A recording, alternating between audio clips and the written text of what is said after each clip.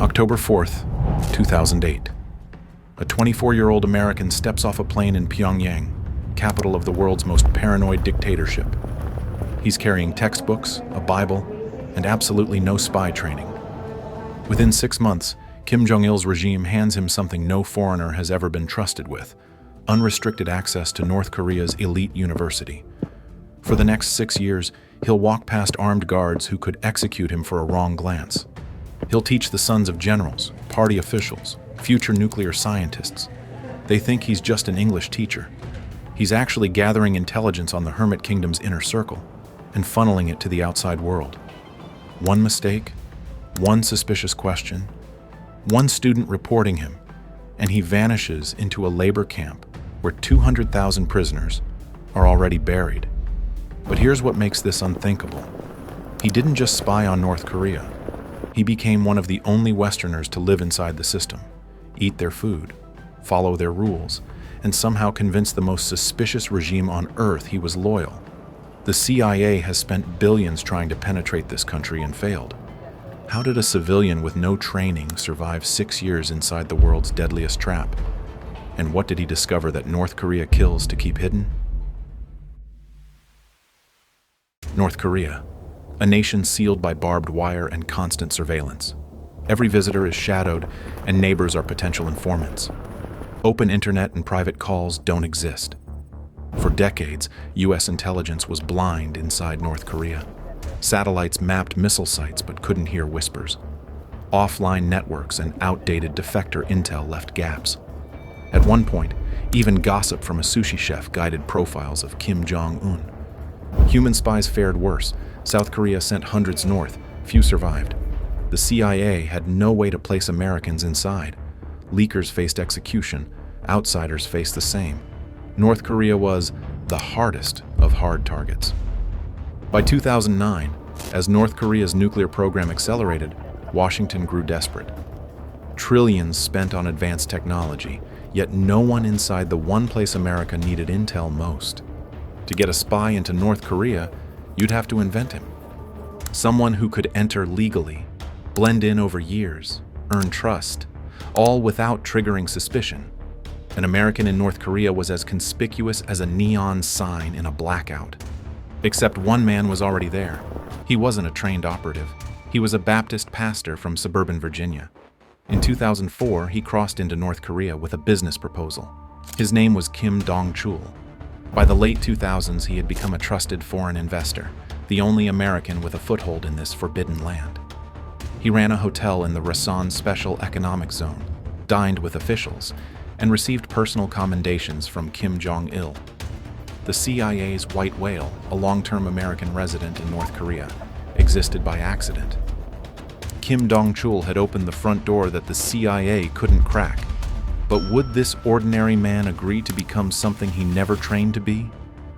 And what happens when the world's most paranoid regime starts noticing patterns? Kim Dong-chul's path to Pyongyang was anything but conventional. Born in Seoul in 1953, he emigrated to the United States in 1980. He settled in Fairfax, Virginia, the classic immigrant success story. He became a naturalized citizen, earned a PhD in theology, and served as a Baptist pastor. He wasn't James Bond. He quoted scripture. In the early 2000s, Kim felt a calling to help fellow Koreans. With his wife, a Korean-Chinese woman with intriguing family connections, he moved to Northeast China as a missionary, providing aid to ethnic Koreans near the North Korean border. Through his wife's family, doors opened. One relative had high-level links to Pyongyang, a cousin embedded in North Korea's military elite. In 2004, thanks to these ties, Kim received a rare invitation from North Korea's United Front Department to invest. He walked through that door. He arrived in Rason, a special economic zone where the regime experimented with foreign investment. Kim poured his entire life savings, $2.6 million, into building the Tumangang Hotel. Incredibly, it paid off. Kim became a model foreign entrepreneur. The state liked him. He created jobs, donated food and medicine to local communities. Kim Jong-il's administration gave him awards in 2007, 2009, and 2011. An American businessman personally commended by the North Korean government, Kim was that unique. By 2009, Kim was 5 years into his North Korea life with no idea Washington was watching. But of course they were. The CIA learned of Kim's presence and saw an opportunity that comes once in a lifetime. Here was a U.S. passport holder with an insider position behind enemy lines. Kim wasn't a spy yet. Sometime in 2009, he was approached by intelligence agents, first South Korean operatives, then Americans. The pitch was simple and heavy. "Will you work with us?" They asked Kim to become an antenna inside North Korea, a human listening post transmitting what satellites and defectors never could. Kim was stunned. If he said yes, every day would be a high-wire act without a net. If caught, he would face torture, a show trial, a labor camp, or a bullet. No rescues, no prisoner swaps to count on. The CIA made no sweet promises. Two things swayed him. First, his compassion for the North Korean people living among them made him determined to help. He saw suffering up close. Second, the CIA knew what strings to pull. One operative told Kim, "As a U.S. citizen, the U.S. is also your homeland. You could do something for your homeland." Kim Dong-chul was the only American in position to spy inside North Korea. If he walked away, that door might slam shut forever. Kim made his choice. If you've been finding value in this story, hitting subscribe helps the channel keep bringing you stories like this one. It's free, takes 1 second, and means more than you know. He said yes. The CIA and South Korean NIS gave him a crash course in clandestine work. There was no time to pull him out for formal training, so they trained him on the fly, in secret meetings during his trips out of North Korea. They equipped him with special tools, a wristwatch containing a tiny hidden camera for snapping photos of documents, a miniature earpiece and receiver, dead drop protocols for leaving USB drives in pre-arranged hiding spots, simple codes for communication. Kim learned how to use each device and destroy it after use. If any gadget was found on him in North Korea, it would be a death sentence. One day in 2009, Kim Dong-chul crossed back into North Korea carrying his luggage, his business plans, and a secret that could cost him everything. He was now an American spy in Pyongyang's House of Mirrors. From this moment on, every greeting he exchanged, every smile he offered, every deal he closed, might be a lie. Kim was utterly alone. No backup, no extraction plan. The only American in North Korea, now the only spy. What would his first mission reveal? And how long before the regime started noticing things that didn't add up? Year 1. Kim returns to his routine in Rayson, but nothing is routine anymore. In the market by the docks, he chats casually with a North Korean army officer, while the tiny camera on his wrist clicks away, capturing uniform badges and documents peeking from the officer's briefcase. At dinner with local officials, Kim laughs at their jokes, pours soju, and listens for useful tidbits. He's learning to pretend every second. The first intelligence makes it out. Encrypted files slipped through a dead drop during a trip to China. When his handlers receive it, their response: "This is gold." Kim has photographed things satellites never could, picked up whispers no phone tap would catch. Washington is stunned by the quality of intel flowing from this lone businessman in Rayson. Antenna is live. Kim realizes he needs more than his own eyes and ears to get the valuable material.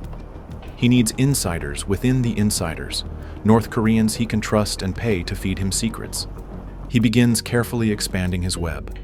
North Korea, he's learned, has a fatal weakness spelled with a $sign. Decades of economic collapse have left even loyal party members scrambling to feed their families. Foreign currency means survival. Kim starts identifying officials who are underpaid, dissatisfied, or simply greedy. A border guard who can slip him a shipping manifest. A clerk in a ministry who can copy a file. He approaches them quietly, one by one, with offers they can't get anywhere else. A few $100s for innocent information at first, business research, he might call it. Kim made these exchanges look like commerce. He pays for a government schedule of cargo ship arrivals under the pretense of planning hotel logistics. He hires a North Korean driver and pays extra when the driver mentions troop movements he saw on the highway. To the North Koreans, Kim is a rich foreigner sharing wealth. They tell themselves it's harmless. To Kim's handlers, every one of these people is now an unwitting informant.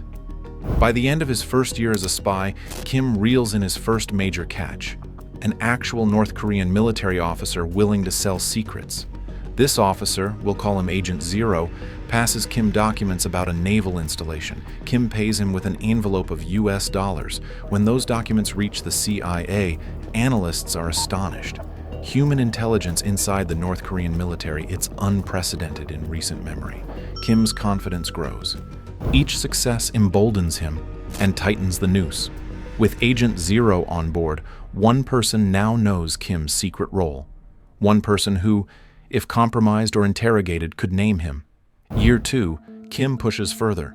He recruits a second asset, a trading company official who travels between Pyongyang and Rason and can carry materials under the guise of business trips. Then a third asset, a border customs officer who feeds him information on equipment arriving from China.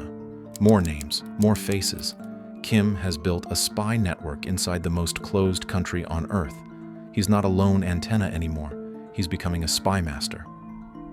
Around 2011, Kim was tasked with something extraordinary. His handlers want physical proof of North Korea's nuclear program, something tangible. Through whispers, Kim learns of a scientist in the country's nuclear research sector who is desperate for money. A plan takes shape. The scientist provides a small object in exchange for a substantial sum. The object, a 99.999% pure zinc ingot stamped with USSR markings. High-purity zinc is used in nuclear warhead production and missile systems. This ingot came from old Soviet stock and is crucial for North Korea's weapons development. Kim has acquired from inside North Korea a physical piece of its nuclear puzzle. CIA satellites cannot retrieve samples. Kim walked one out. The ingot is spirited out, hidden in luggage on a China trip, and delivered to U.S. intelligence. Langley is ecstatic. This Korean-American businessman with no formal spy training is pulling off feats the CIA only dreamed of. As Kim's network grows, so does the psychological weight on his shoulders. By year 2's end, a half-dozen North Koreans are secretly working with or for him. Everyone is a potential vulnerability. Every added person is another risk. Each morning, Kim wakes in his modest quarters at the Tumangang Hotel and feels his heart thump with a single thought. Is today the day they find out? Every night, he lies down wondering if he'll be dragged from bed before morning. He can never confide in anyone, not business partners, not acquaintances, not even his own wife back in China, who believes he's just running the hotel and doing missionary aid work. Kim lives a life where one half of him must constantly lie to the other, and so the days pile up. 2010, 2011, 2012. Kim Dong-chul is still there, still spying, defying the odds. With each passing month, the impossible duration of his mission grows and the risk of discovery compounds. How long can you count cards at the casino before security catches on? Kim doesn't know, and he can't afford to dwell on it. He carries on day by day, deceiving an entire regime from under its nose. But every spy network has a breaking point. What happens when the regime starts connecting dots Kim didn't even know he was leaving? Year 3, 4, 5, Kim Dong-chul presses on, and the CIA's appetite only grows. Washington wants to know everything. What weapons tests are happening at North Korean bases? Who's being promoted in the army? Can Kim identify key scientists in the nuclear program? On the ground in Rason, Kim works frantically to satisfy these demands. He bribes a port official for shipping logs and discovers mysterious cargo arriving from China, possibly missile parts. He cultivates a friendship with a military policeman who reveals details about a new unit deployed near the Russian border.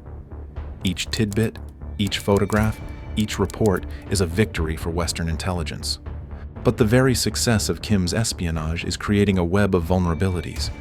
By year 5, Kim has contacts across North Korea, military officers in Pyongyang, traders in Chongjin, smugglers in Hesan, port workers in Rason. He's everywhere and nowhere, the invisible spider in a secret web, but each person in that web knows something about him, a face, a name, a meeting place. and North Korean counterintelligence is not asleep. They've always watched foreign businessmen closely, and Kim is no exception. For years, he managed to appear as nothing more than a harmless hotel proprietor. Yet as his operations expanded, subtle signs surfaced. Perhaps the Security Bureau noticed certain officials meeting this American more often than normal, or that Kim took unusual interest in areas beyond his hotel business, asking one too many questions about a nearby naval base. North Korean surveillance is patient. At first, they note and file these oddities. By year 5, Kim has to assume he's on someone's radar. Later, he would learn that authorities had been quietly monitoring his activities for some time. Perhaps a background check revealed he was South Korean-born or had Western connections.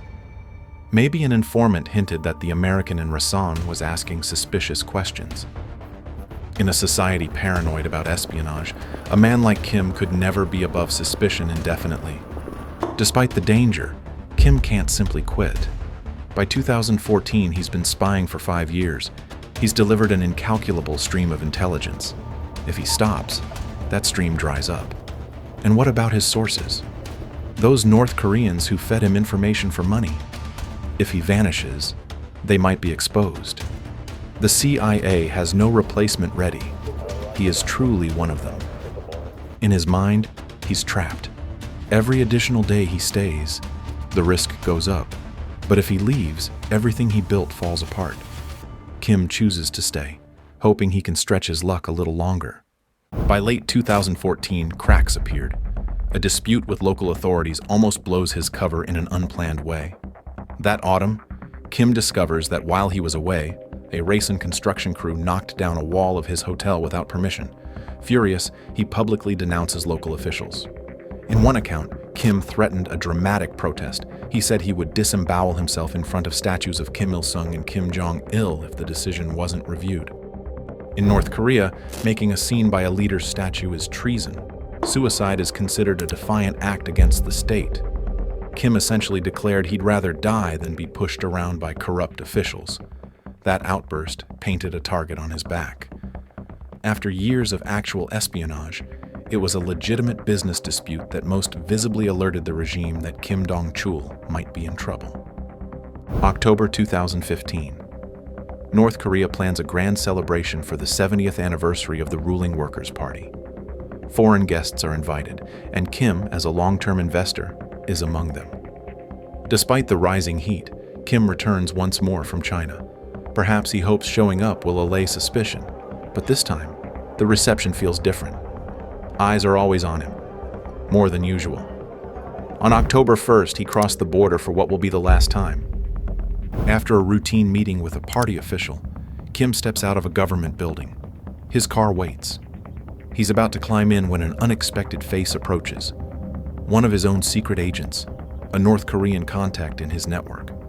This man should not be here in broad daylight, in public. Kim's stomach lurches. The agent walks straight up and presses something into Kim's hand, a USB drive and a bundle of papers, intelligence materials he was supposed to deliver covertly. But he's delivering them now, in front of everyone. Kim's eyes darted around. Why is his agent acting so recklessly? The man gives a brief, odd smile, then slips away. Kim stands exposed, holding sensitive materials in the open. This feels like a setup. His heart pounds. Did his agent just burn him? Or was the agent compromised, forced to play a role? As Kim hurriedly gets into his car, another familiar figure slides in beside him. John Yong-dok, head of the local state security department's counter-espionage office. John has always been cordial to Kim, part of the facade of hospitality toward investors. But today his presence radiates menace. He politely requests that Kim drive to the Namsan Hotel for a chat. Within minutes of arriving, security officers move in. They confiscate Kim's bag, his phone, and the USB stick. They cover his eyes with a blindfold, bundle him into a vehicle, and speed away. Kim Dong-chul, codenamed Antenna, is now a prisoner of the regime he betrayed. As the van carries Kim toward an interrogation cell, one thought might offer cold comfort. The final intel he delivered, close-up photos of a mysterious vessel in Rajan port, made it out. He sent them just days before. The mission was accomplished. But it also raised red flags. Perhaps the regime discovered unusual activity around that ship, caught the agent in the act, and flipped him. They baited the hook with a final USB handoff, and Kim took it. After 6 years of running the gauntlet, his luck has run out. What happens to a man when he's dragged into North Korea's interrogation chambers? And was everything he sacrificed, the years, the lies, the people he put at risk, worth anything at all?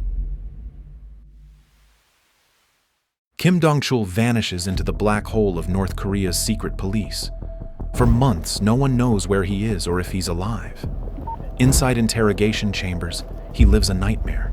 Interrogators want everything: the full extent of his spying, the names of every contact, the methods. Kim holds out as long as he can, but the methods to break him are beyond brutal. He is beaten daily. Interrogations push him past his limits. Soldiers shatter his fingers under their boots. Sleep deprivation, starvation, electric shocks.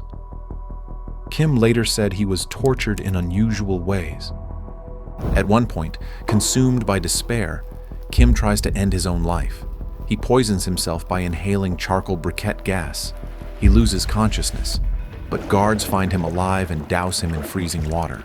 When Kim comes to, trembling on the concrete floor, a guard sneers, "Number 429, you're destined to live a long life. You won't die until we say so." Ultimately, Kim breaks. In March 2016, he's pushed in front of cameras in Pyongyang to read a prepared apology. He admits under duress to stealing military secrets. During interrogations, he tried to protect his highest-level contacts. He gave up only lower-level names, 6 North Koreans identified as accomplices. Those individuals were executed for aiding him. To save himself, he condemned others.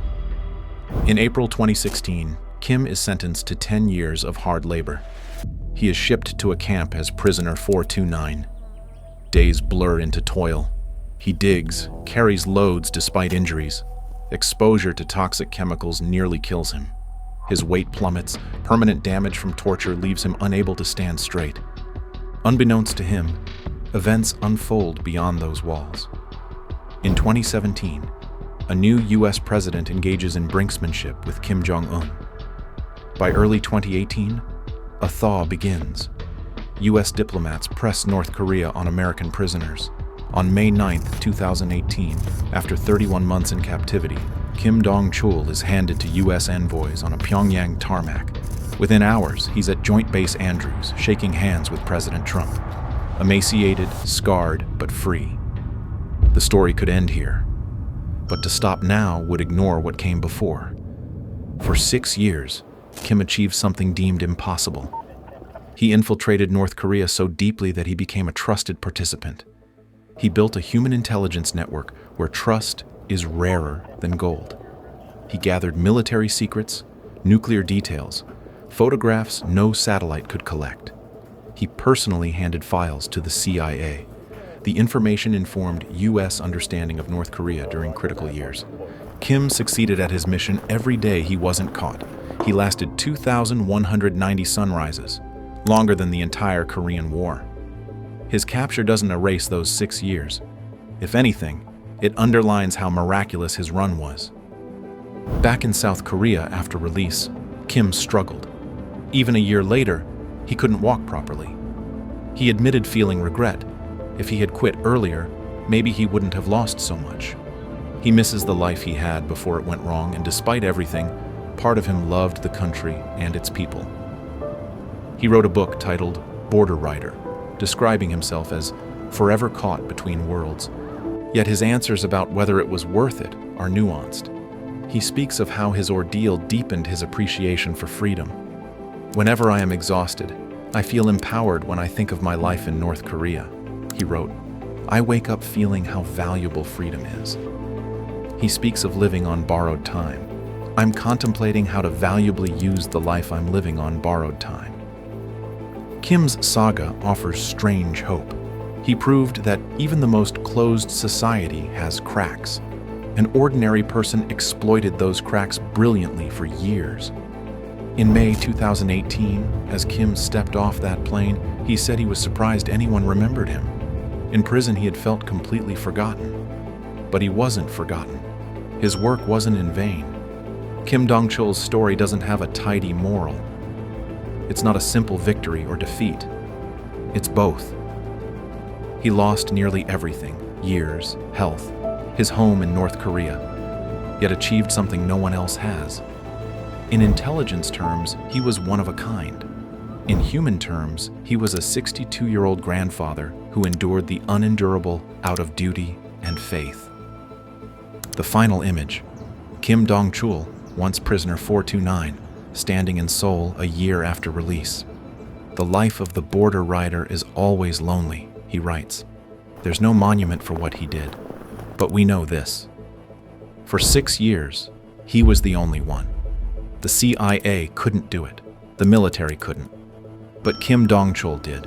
That fact can never be unwritten. Success isn't always about getting away. Sometimes it's about how long you defy the odds before fate catches up.